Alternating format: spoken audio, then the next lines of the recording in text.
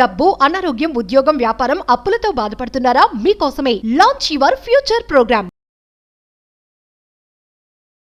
నమస్తే, welcome back to Suman TV. Present మనతో పాటు ఉన్నారు అడ్వకేట్ డాక్టర్ సోల్మన్ రాజ్ గారు. నమస్తే సార్. నమస్తే అండి. సార్, రాజస్థాన్ హైకోర్టు పెళ్లికి సంబంధించి ఒక కీలకమైన తీర్పునిచ్చింది. అంటే ఒకసారి వివరాల్లోకి వెళ్తే, అంటే పెళ్లికి ముందే ఆ మహిళకి ఒక డిజీజ్ ఉంది. సో దాన్ని దాచిపెట్టి తర్వాత పెళ్ళి అయిన కొన్ని సంవత్సరాల వరకు కూడా అది కంటిన్యూ అవుతుంది ఆ డిజీజ్. సో ఇప్పుడు ఏంటంటే ఆ పెళ్లిని రద్దు చేసింది కోర్టు. ఇలా దాచిపెట్టడం తప్పు అంటుంది. ఒకసారి వివరాల్లోకి వెళ్తే సార్. రాజస్థాన్ హైకోర్టు వారు ఇచ్చిన జడ్జిమెంట్లో చూసుకుంటే, ఈ అమ్మాయి ఎవరైతే ఉన్నారో, ఈ బ్రైడ్, ఈవిడికి సిజోఫ్రేనియా అని ఒక డిజీజ్ ఉండింది.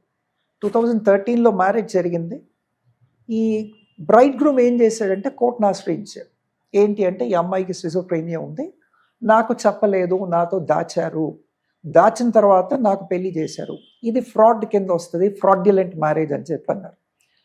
Hindu marriage act 1955 under section 12(1)(c), under section 12 sub clause 1(c)లో ఏంటి అంటే కొన్ని క్లాజెస్ ఉన్నాయి. Voidable marriages. ఇప్పుడు డివోర్స్కి వాయిడబుల్ మ్యారేజెస్కి there is a lot of difference. Annulment of marriage కానీ, వాయిడ్ మ్యారేజ్ కానీ, డివోర్స్కి దీనికి టోటలీ డిఫరెన్స్ అండి. డివోర్స్ అన్నది మ్యారేజ్ ఇస్ వ్యాలిడ్, కాకపోతే ఈ వ్యాలిడ్ మ్యారేజ్లో డెసల్యూషన్ కావాలన్నది డివోర్స్. వేరస్ మ్యారేజ్ అయ్యింది, మ్యారేజ్లో ఏంటి అంటే ఫ్రాడ్యులెంట్గా మ్యారేజ్ చేస్తే అనల్మెంట్ ఆఫ్ మ్యారేజ్ కానీ, వాయిడబుల్ మ్యారేజ్ కానీ అని చెప్పి మనం ఇందాక సెక్షన్ 12 ద్వారా you can approach the court. The Hindu Marriage Act 1955 lays 7 grounds for annulment of marriage.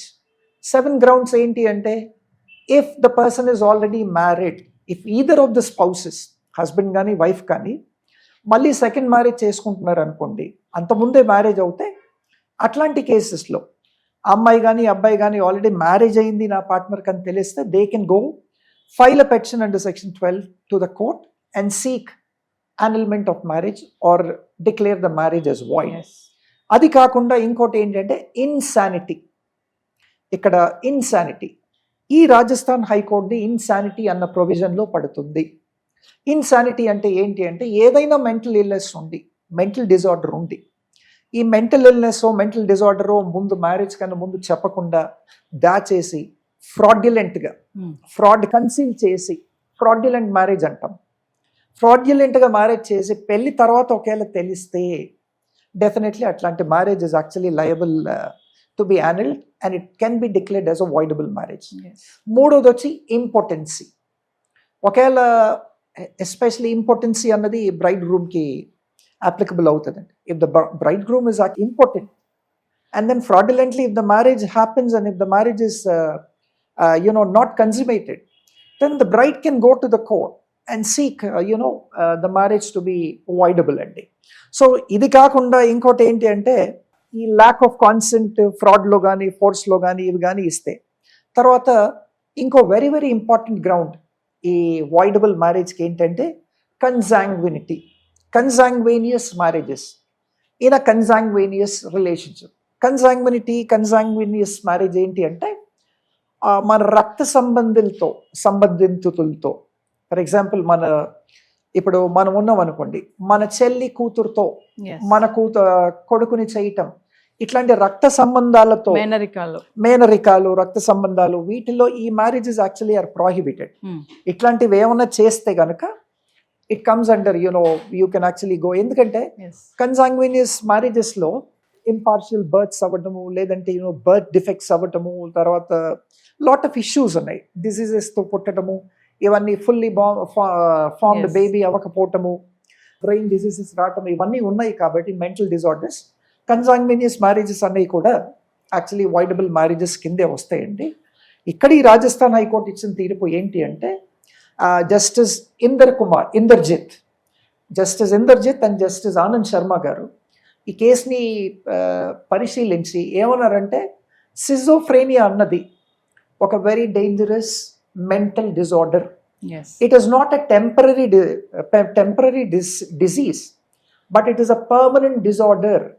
In a permanent disorder, it will paralyze the life of both the husband and wife. Kabatti schizophrenia అన్నదాన్ని ఈ mental illness కేటగిరీలోకి తీసుకొని ఆ మ్యారేజ్ని void అని చెప్పి మ్యారేజ్ని యాన్యుల్ చేయడం జరిగింది, మ్యారేజ్ని voidable అని declare చేయడం జరిగింది. సిజోఫ్రేనియాని ఎందుకు ఈ రాజస్థాన్ హైకోర్టు ఇంత సీరియస్గా తీసుకుంది అంటే, సిజోఫ్రేనియా ఏంటి అని మనం అర్థం చేసుకుంటే, సిజోఫ్రేనియాలో ఏమవుతుందంటే, సిజోఫ్రేనియా అన్న డిజార్డర్తో సఫర్ అయ్యే వాళ్ళు హాలుసినేషన్స్ వస్తాయి. ఓకే, ఊహించుకుంటా ఉంటారు. Yes, they హాలుసినేట్. హాలుసినేషన్స్ ఉండటం వల్ల when they go in to hallucinations their behaviour is totally different. It's an abnormal behaviour. అది కాకుండా మళ్ళీ వీళ్ళకి డెల్యూషన్స్ కూడా వస్తాయి. డెల్యూషన్స్లో కూడా మళ్ళీ బాడీలీ డిజార్డర్స్ ఇవన్నీ they cannot actually act normal. తర్వాత మూడోది వచ్చి వాళ్ళది డిస్ఆర్గనైజ్ థింకింగ్ ఉంటుంది. దేన్ని కూడా అర్థం చేసుకునే కెపాసిటీ ఉంటుంది. ఒకటి చెప్తే దానికి ఎన్నో 10 అర్థాలు తీస్తారు. ఆ అర్థం లేకుండా, లాజిక్ లేకుండా డిస్ఆర్గనైజ్లీ థింకింగ్ ఉంటుంది. ఎవర్మెంట్స్ వేయటము, లేదంటే ఎక్యూజేషన్స్ చేయటం, ఇవన్నీ కూడా ఉంటాయి. కాబట్టి ఆ thinking capacity, mental thinking capacity ఉండదు. కాబట్టి it is absolutely a disorganize thinking. ఇది మనం సిజోఫ్రేనియాలో చూసే ఇంకొక సిమ్టమ్ అండి. అది కాకుండా ఇంకోటి ఏంటి అంటే, వి సీ దట్ వాళ్ళు పోర్ గ్రూమింగ్ కానీ పోర్ హైజీన్ కానీ ఉంటుంది. అంటే వాళ్ళు డ్రెస్ చేసే విధానంలో కానీ, లేదంటే వాళ్ళు హైజీన్ అన్నది ఉండదు ఇంట్లో. వంట చేయటంలో కానీ, ఇల్లు నీట్గా పెట్టకపోవటం కానీ, లేదంటే ఇంట్లో లాట్ ఆఫ్ కాక్రోచెస్ అవి ఇవి గ్రో అవుతుంటాయి. వాటిని పట్టించుకోకుండా హండ్రెడ్స్ ఆఫ్ కాక్రోచెస్ ఇంట్లో మల్టిప్లై అయ్యి, తర్వాత వంట సామాగ్రి అవి సరిగ్గా చూసుకోకుండా, అంటే very very poor hygiene. Washroom సరిగ్గా వాష్ చేయకపోవటం, ఓన్ క్లోత్స్ సరిగ్గా వాష్ చేసుకోకపోవటం, ఇవన్నీ కూడా these are all actually pointing out to schizophrenic disorders అనమాట. ఇది కాకుండా వాళ్ళ బాడీ లాంగ్వేజ్లో కూడా చేంజెస్ ఉంటాయి. The way they behave so arrogantly, they behave so erratically, they behave so rudely, they behave so ill-manneredly, the way they address, the way they talk కూడా ఇవన్నీ చాలా ఉంటాయి. ఇన్ని ఉన్నాయి కాబట్టి medically these are all actually symptoms medically prescribed. కాబట్టి the Rajasthan high court has taken a very very serious note of a disease called schizophrenia. ఈ అమ్మాయికి సిజోఫ్రేనియా ఉన్నా కానీ చెప్పి టైమ్లీ ఒకవేళ ట్రీట్మెంట్ అది ముందే ఇప్పించుంటే parents, the matter would have been different. Yes. So it was considered to be a fraudulent marriage. కాబట్టి వాళ్ళు ఏం చేశారంటే, this marriage is voidable అని చెప్పి that marriage was made void. ఈ అమ్మాయి వెళ్ళి మళ్ళీ వేరే వాళ్ళని ఎవరినైనా పెళ్లి చేసుకోవచ్చు. That will be legal. That does not come under section 494 or 495 of bigamy. పెళ్ళి అయితే రద్దు చేసేసారు. ఎందుకంటే this is actually serious disorder. Justice Indrajit గారు, తర్వాత ఆనంద్ శర్మ గారు ఏమన్నారంటే, ఈ సిజోఫ్రేనియా అన్నది ఏదో ఇప్పుడుండి తర్వాత తగ్గేది కాదు. It is a permanent disorder. It's not categorised as a disease, కానీ it is categorised as a permanent disorder. ఒక పర్మనెంట్ డిజార్డర్ ఉన్న వ్యక్తి కాపురం చేయగలదా? ఒక పర్మనెంట్ డిజార్డర్ ఉన్న వ్యక్తి పిల్లల్ని సరిగ్గా చూడగలదా? తనకే పోర్ హైజీన్ ఉంది, తనకే పోర్ గ్రూమింగ్ ఉంది. అట్లాంటప్పుడు పిల్లల్ని హెల్దీ మంచి హైజీనిక్ కండిషన్స్లో పెంచగలదా? ఇంటిని కానీ, కిచెన్ని కానీ, టాయిలెట్స్ని కానీ అన్నిటిని కూడా హైజీనిక్ కండిషన్స్లో పెట్టగలదా? పిల్లలకి ఆ వాల్యూస్ కానీ ఇన్కల్కేట్ చేయగలదా? పిల్లలకి ఎథిక్స్ అనేది నేర్పిగలదా? పిల్లలకి సోషల్ మోరల్స్ అనేవి నేర్పిగలదా? సో లాట్ ఆఫ్ థింగ్స్ అండి. చాలా ఇన్డెప్త్ మీనింగ్ ఉంది దీంట్లో. కాబట్టి వీళ్ళు చాలా కీలకంగా, నేను అనుకుంటా ఇన్ ద ట్రయల్ కోర్ట్, ఆ ఫ్యామిలీ కోర్ట్లో, before it came to Rajasthan high court, family కోర్ట్లో ఎక్స్పర్ట్స్ని కూడా పిలిపించి సిజోఫ్రేనియా మీద వాళ్ళని కూడా ఎగ్జామిన్ చేసి ఉంటారు. వాళ్ళ ఎక్స్పర్ట్స్ ఒపీనియన్ కూడా తీసుకొని ఉండుంటారు. ఎక్స్పర్ట్ ఒపీనియన్ కూడా రైటింగ్లో సబ్మిట్ చేసి ఉంటారు. And justice Indrajit and Anand Sharma గారు, they might have actually studied a lot about this. అన్ని పరిగణంలో తీసుకొని this marriage is absolutely annulled, it was void అని డిక్లేర్ చేశారండి.